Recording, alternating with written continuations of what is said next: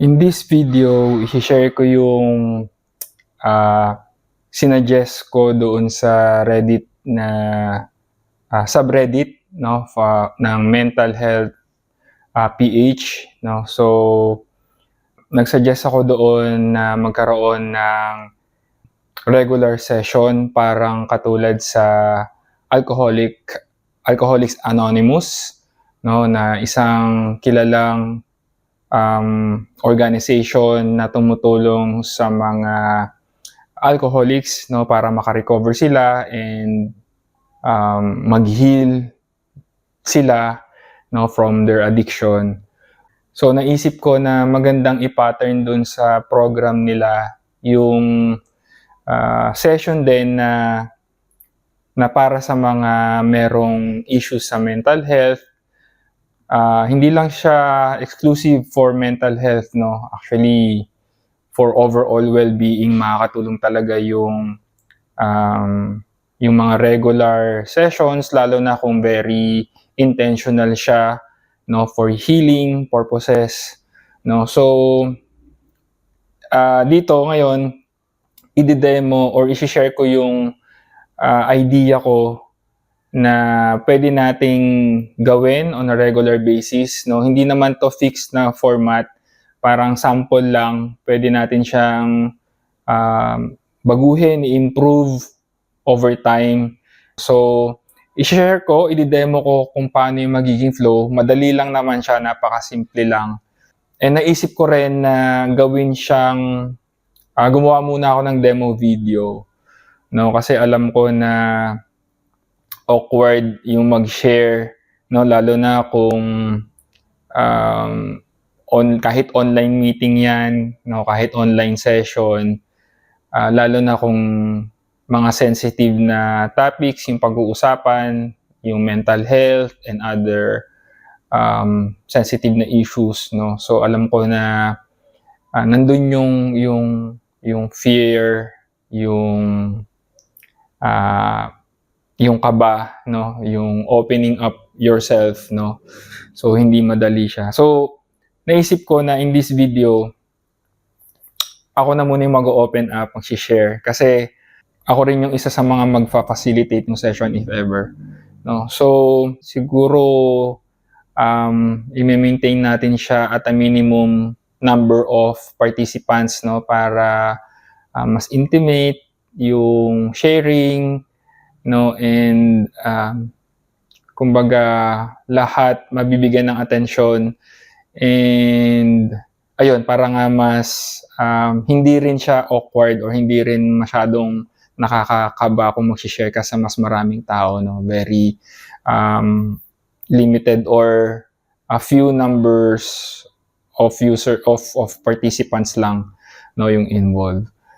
So ayun, may opening remarks tayo, mag-open tayo ng session, sasabihin natin yung intention, and i-welcome natin yung participants, of course, no, and magpapakilala tayo, no. And then magkakaroon tayo ng pwedeng prayer, opening prayer, o kaya ako mas preferred ko yung magkaroon tayo ng short mindfulness practice, no. Very common dyan yung meditation practice, no.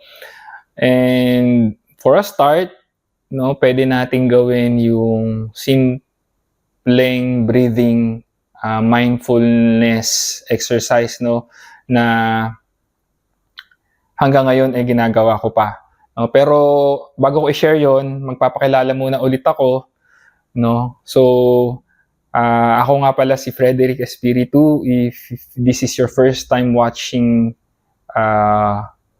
me, no, and kung ngayon mo pa lang ako nakita online, no, so active ako nag-share ng mga experiences ko and lessons ko in a written format, and then recently nga ito, vlogging, no. So sinishare ko yung mga natutunan ko in my own journey, no. So nagsimula yung journey ko nung mga 21 years old ako, no. So matagal na, mga ilang taon na rin yon, no? So na-diagnose ako noon ng hyperthyroidism. It's a chronic condition affecting the thyroid, and naapektuhan yung metabolism ng katawan, no? So challenging rin siya na condition, no? So doon nag-start yon. So physical illness siya. Siyempre nagsimula rin ako doon sa conventional na method, no? Kung ano yung ginagawa ng regular na tao, nagpapa-check up, no? Nagpupunta sa ospital, no? So nag-take ako ng mga gamot din noon, laboratory, no? So siguro umabot din ng mga 1 or 2 years na ganun, and then nagme-maintenance medication ako. Pero napansin ko kasi pag tumitigil ako or parang pag nakaka-skip ako ng medication, o kaya mag-i-improve yung condition ko, and then pag susubukan kong bawasan yung medication ko, or pag nakakalimutan akong mag-take ng gamot, no, tapos magpapa-lab test ako, napapansin ko bumabalik ulit yung condition ko, and even worse pa, no, na before, no. So parang sabi ko, bakit ganon? Sinusunod ko naman yung payo ng doktor, and inaalagaan ko naman yung health ko rin, nagte-take ako ng gamot as prescribed, no, and wala naman akong bisyo, pero bakit ganon hindi nag-i-improve yung condition ko, no? So doon ako nag-start na nag-explore ng ibang approach, no? Kasi that time kasi, since 21 years old pa lang ako, ang payo sa akin ng doktor noon, papaabutin daw siya so magte-take muna ako ng gamot, and then pag nasa 30 years old na ako, ipe-perform yung radiation treatment, no? So basically yung radiation will parang i-dissolve niya yung nakapalibot na inflammation do sa thyroid, pero at the same time maapektuhan din yung thyroid mo, no? Mawawala yung thyroid gland. Ganun yung explanation sa akin. So medyo nag-worry ako noon kasi sabi ko, bakit ganun? Ba't ganun yung treatment?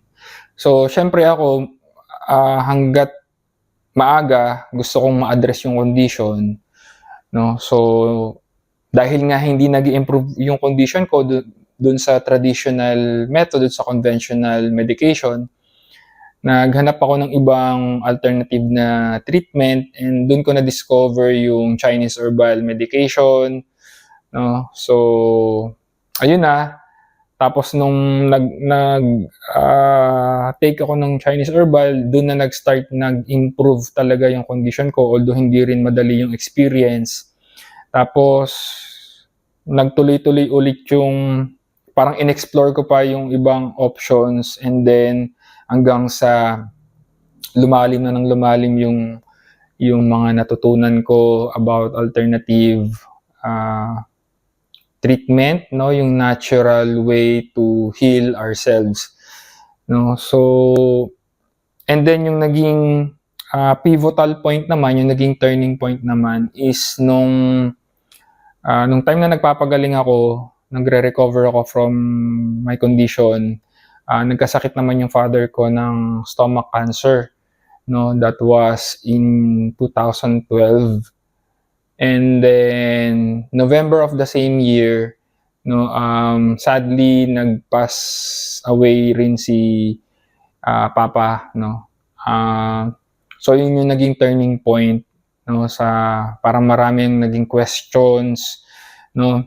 Siguro masasabi ko na although hindi ako clinically diagnosed, no, siguro kung nagpatingin ako sa doktor noon, yun yung time na talagang na-depress ako and nawala ng direction sa buhay, as in talagang kung ano yung nararanasan, no, nung mga nakikita kong nag-share dun sa subreddit, no, for mental health. Kaya nakaka-relate ako dun sa mga nag-share nung mga difficult experiences nila, kasi although hindi naman parehas na parehas yung experience natin, pero dumaan din ako dun sa talagang dark point, no? Yung talagang pinaka-lowest point sa buhay, no?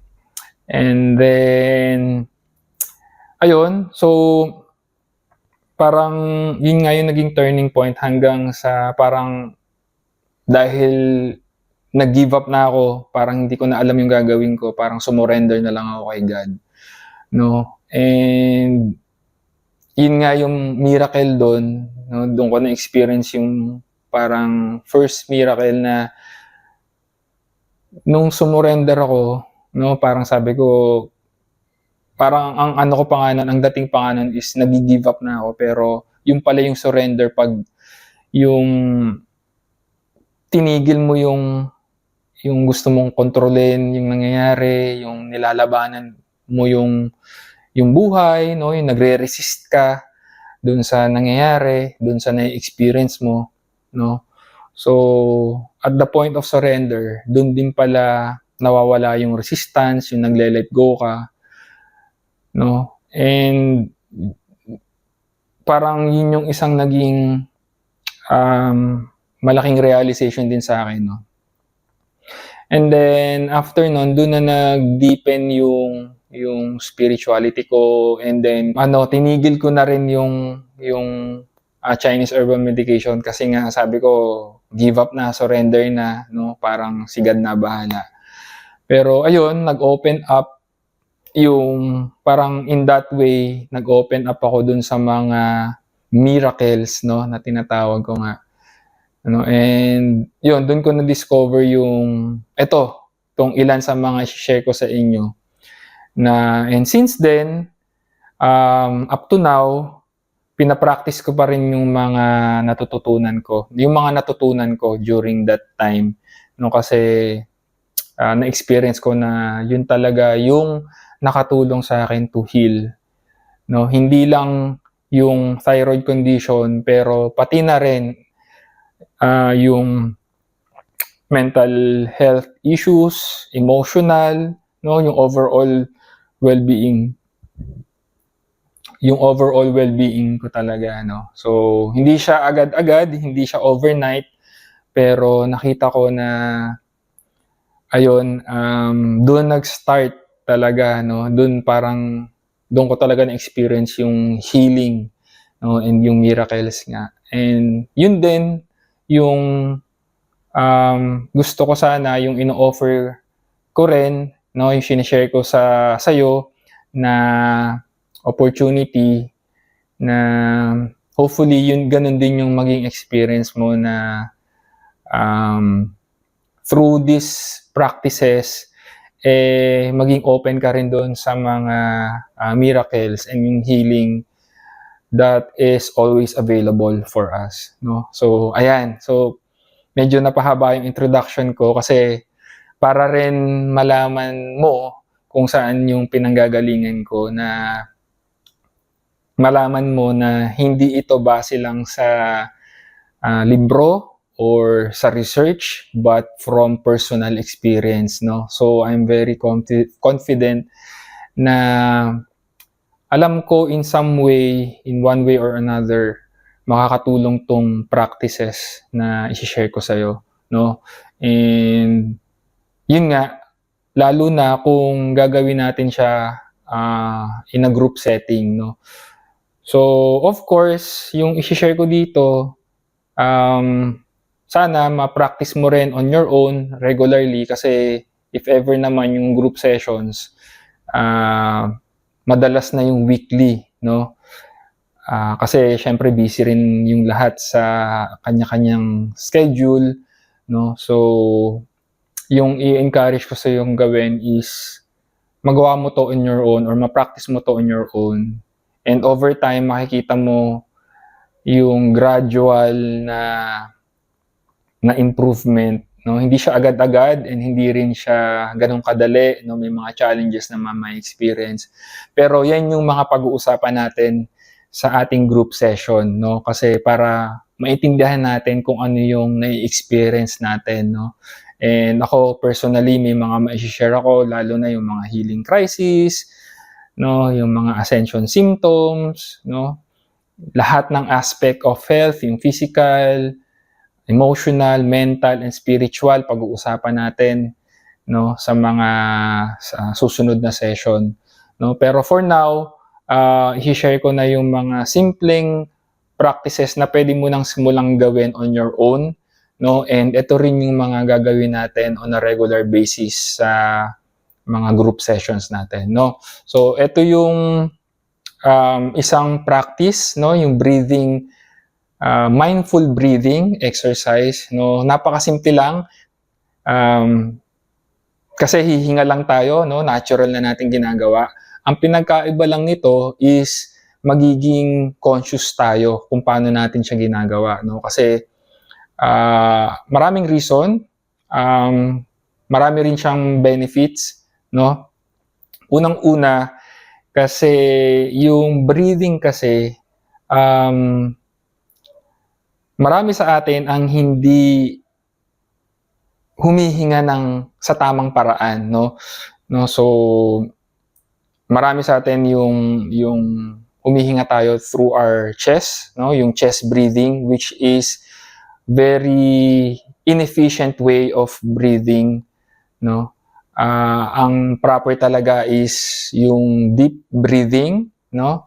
So dapat yun yung nag-expand yung chest natin, and yung paghinga natin is nanggagaling sa belly or sa diaphragm, no. Yun yung deep breathing talaga, no. So dapat mararamdaman natin yung ating diaphragm na nag-e-expand, no, pag humihinga tayo, and yung chest natin nag-e-expand din, parang nag-e-elevate din siya, and then nararamdaman din natin siya dito sa ating belly part, no. So yun yung deep breathing. So pwede nating yung benefit pala niyan is mas na-oxygenate yung ating katawan, no, and pag yung oxygenation kasi is very important for our physical body, no.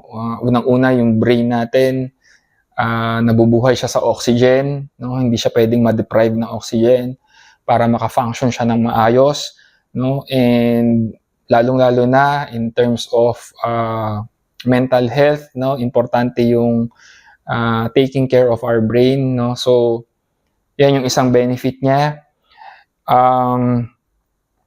And then pag nakakahinga kasi tayo ng tama, yung deep breathing, no, na-activate natin yung tinatawag na parasympathetic part ng ating nervous system, no. So meron kasing dalawa yan, sympathetic and parasympathetic, no. Yun yung two branches ng ating central nervous system, no. So ano bang nangyayari pag na-activate yun?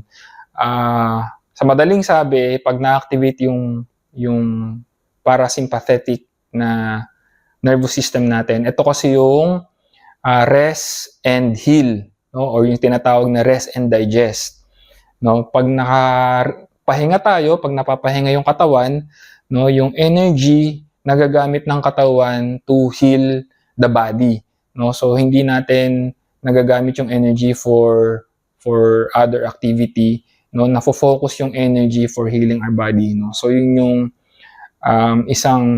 another main benefit ng proper breathing, no. And isa pa, no, na importanteng nagagawa ng proper breathing, and very important to sa overall well-being natin, no. Yung breathing kasi, when we are conscious of our breathing, when we pay attention to our breathing, no, yung conscious attention natin is nasa ating paghinga, no. It is a way to anchor ourselves in the present moment, no. So yung present moment kasi, ito lang yung reality talaga na nag-e-exist, no. Yung past and future are just concepts in our mind, no. So yan yung isang malaking aspect kung bakit nagkakaroon tayo ng mga mental health issues, no, when we are not in the present moment, no? Yung attention natin wala sa present moment, nasa past or nasa future, di ba? Sabi nga ni I think si Lao Tzu or si Confucius yung nagsabi nun, no, na when you're in the past, no, pag yung attention natin is nasa past, yan yung nagiging cause ng depression, ng sadness, no? And pag yung attention naman natin nasa future, yan yung nagiging cause ng ating anxiety, no? So, syempre maraming ibang reason, pero yun yung point doon, no? Kasi ang gusto nating state, no? Ang natural state natin actually, and ito yung lagi ko ring sinishare dito sa aking channel, no? Ang natural state natin talaga is yung peace, love, happiness, no, joy, abundance. Ito yung natural state natin, no. Nawala lang tayo sa alignment, no, kaya hindi natin siya na-experience, no. Kaya ang weird kasi natural state natin pero hindi natin siya na-experience. And isa sa mga reason doon is dahil wala tayo sa present moment. Kasi yung mga states na yon, yung natural state of being na yon, na-experience lang natin when we are fully in the present moment. Excuse me. And isa sa mga tool for bringing our attention, for bringing us fully into the present moment is yung ating paghinga, no, when we are conscious of our breathing. So ito yung isa nating gagawin lagi as mindfulness practice, no, as in a group setting, and sana on an individual setting ikaw magawa mo rin on your own, no. So gawin na natin yung exercise. So pwede mong gawin sa simula is lagay mo yung isang kamay mo sa chest part and yung isa dun sa belly part, no. Ang purpose nito is para maramdaman natin, no, para maging conscious tayo, no, ma-feel natin yung ating paghinga kasi yun naman yung intention natin. Yun yung goal natin para magawa natin yung mindful breathing, no. So simple lang, hihinga lang tayo ng tama, no, yung deep breathing. Wala naman tayong kailangang baguhin sa ating paghinga. Kung paano lang tayo humihinga, ganun lang gagawin din natin. Mas gagawin lang natin siyang intentional and conscious, no. So conscious meaning aware tayo sa paghinga natin, no. So deep breathing lang, slow and deep breathing. Inhale. So ayun nga, kailangan nag-expand yung chest natin and nafe-feel natin na umaangat yung sa belly natin, yung sa tiyan, no, yung sa below ng ating pusod, no. So gawin natin siya ng ilang beses, no. So inhale, exhale. So pwede nating i-hold, no, or and yung paghinga pala natin, gawin lang natin siya through the nose, no, kasi yan naman yung proper talagang breathing, no, para rin yun nga ma-activate yung parasympathetic nervous system natin. And itong exercise na to is also another way of activating the vagus nerve, no. Saka na natin pag-usapan yon, pero may kinalaman yun din sa physiology ng ating katawan, no, na nakakatulong rin to heal. Basically, yung vagus nerve kasi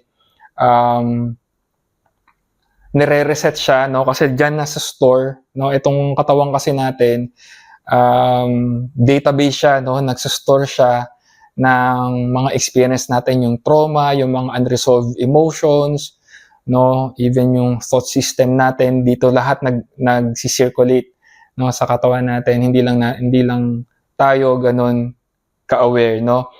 Pero later on na natin yung pag-uusapan. Just know na itong ginagawa nating exercise is very beneficial for our overall well-being, no. So yun, balik tayo. Breathe through our nose. Normal lang, pero gawin nating slow and deep yung breathing natin. Inhale, exhale. Inhale, exhale. Inhale. Exhale. No? And then, sa mga tuloy-tuloy lang yung breathing exercise na yan. And then, mapapansin mo siguro na parang nare-relax ka, no? Parang pansinin mo yung sensation sa katawan mo, yung tense, yung mga tense part, no? Yung sa likod, or sa ulo, sa neck. Pansinin mo kung saan yung tense na area. And then, continue with the breathing exercise until ma-feel mo na nare-relax yung katawan mo, no? Yung kunot sa noo, no? Yung frown, no? Hanggang sa totally maging relax ka, no? So gawin pa natin several times until maging comfortable tayo and relax, no? And of course, always as much as possible, pay attention to your breathing. So continue lang with the breathing pattern.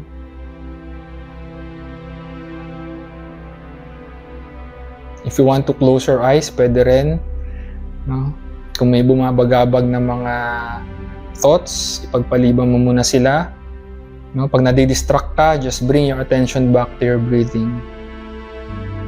So, pwede mong ilagay yung kamay mo sa lap mo and then continue with your breathing. Inhale, exhale.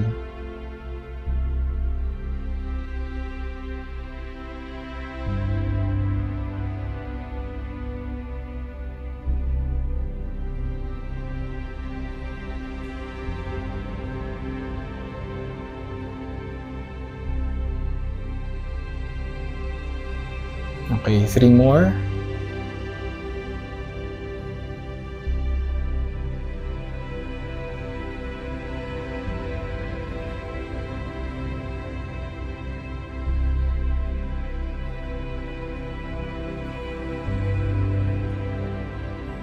Okay, thank you. So, ayan yung ating opening exercise, no? Gawin mo rin siya on your own regularly, pagkagising and bago matulog, no? Regularly, i-develop mo siya sa habit. And unti-unti mapapansin mo, no, na magkakaroon ng pagbabago sa experience mo, no? Unti-unti kang babalik dun sa natural state, no? So, ayan yung breathing exercise. And then, yung next part ng session natin is, ayun na, nagawa ko na kanina yung i-introduce yung sarili natin, no? So, sa mga group sessions, we will introduce ourselves, each participant, no? And kung ano man yung comfortable kang i-share about yourself, no? Yon, and siguro pwede mong i-share yung intention mo for joining the group or kung ano yung gusto mong i-share, no? So that's the time for us to introduce ourselves, no? And then after that, pag i-bring up na natin yung main topic of discussion for the event, no? So for every session, siguro magkakaroon tayo ng topic or topic na pwede nating pag-usapan or pwede rin natin gawin na yung isang participant na willing to share his or her story, yung experience, no? Pwede rin. And then yun din pala, kaya rin natin ginawa yung exercise na yon, yung breathing exercise na yon, para mapunta tayo fully sa present moment. Kasi para pag dumating tayo dun sa main part na pag-uusapan natin yung main topic or may mag-share na participant, yung attention natin nasa present, nandun sa yung nag-share, no? So that's the time for the participant to share his or her experience. And tayo naman, yung the rest of us will listen, no? Ito yung practice naman of conscious listening or yung mindful listening, no? So kung mapapansin mo, lahat ng ginagawa natin is a mindful exercise, no? Hindi lang dun sa breathing, pero all throughout the session is gagawin natin yung mindful practice, no? So pag may nag-share, gagawin natin yung mindful listening. Ibig sabihin nun, consciously talagang nakikinig tayo dun sa sinasabi yung nagsi-share, no? And kasi dun sa pakikinig pa lang, no, listening is very healing, no? Pag alam mo siguro 'yan, no, na pag merong nakikinig sa iyo, and lalo na pag yung attention is talagang nandoon, no, yung conscious listening, very mindful and intentional yung nakikinig sa iyo, no? Nararamdaman mo na gumagaan yung pakiramdam mo just by sharing, just by knowing na merong nakikinig sa iyo, no? So yun yung purpose nun, no, yung pakikinig natin, no? So there's no judgment, and ang purpose din nun is to provide a space for all of us, no, for na ma-experience natin yung healing, no? Kasi pag nag-heal yung isa, sinishare natin yung healing experience na yun, no? So ayun yung main part, no? And then yung to wrap up this session, pwedeng mag-share tayo ng insights natin, no, yung lahat ng group, kung sino man yung gustong mag-share, and kung may mga questions, no, na gusto nating i-raise, kasi for example merong similar experience, no, na nakaka-relate tayo, pwede tayong magtanong, no, or mag-seek ng advice, no. So yun naman yung concluding part, yun nga, sharing tayo ng insights.